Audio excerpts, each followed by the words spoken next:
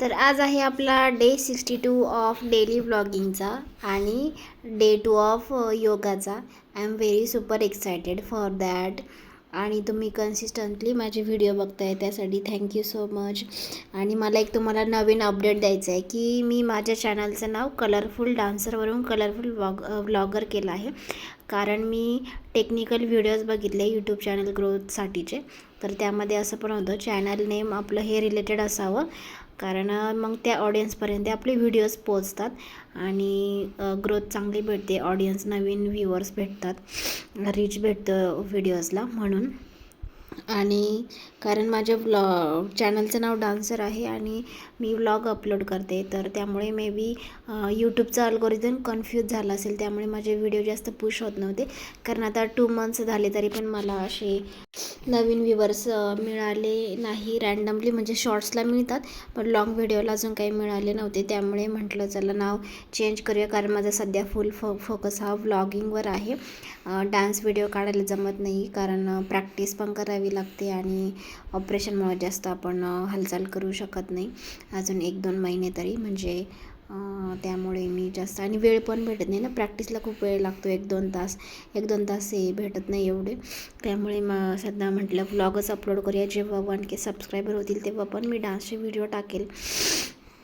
तोपर्यंत बेबी पण थोडीशी मोठी होईल, मग मला थोडासा अजून वेळ मिळेल.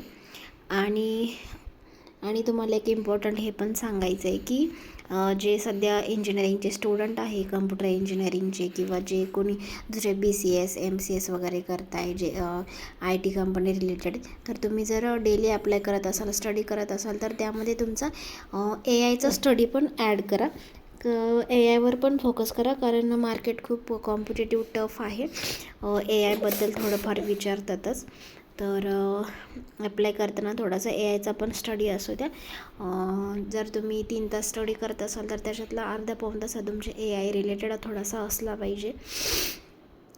कारण जेव्हा मी अप्लाय करते तेव्हा थोडंसं त्याबद्दल इंटरव्ह्यूमध्ये विचारलं जातं. मी अजून एकही इंटरव्ह्यू काढू शकले नाही, कारण आज फुल फोकस छान स्टडी होत नाही आहे. त्यामुळे मी अप्लाय तर करते पण चेंजेस तर काहीच होत नाही माझ्या इंटरव्ह्यूच्या आन्सरमध्ये. सो मला हे 3 मंथ कंप्लीट झाले की मला आता आपलं yoga plus daily routine plus मला स्टडीचं पण थोडंसं ॲड करावं लागेल. आणि तुम्ही प्लीज AI फोकस करा आणि स्टडी करा. ज्यांचं करिअर गॅप आहे त्यांनी पण AIचा स्टडी करा आणि जो तुमचा टेक स्टॅक आहे त्याचा पण स्टडी करा, अप्लाय करा डेली. मिळतो जॉब मिळत नाही असं नाही.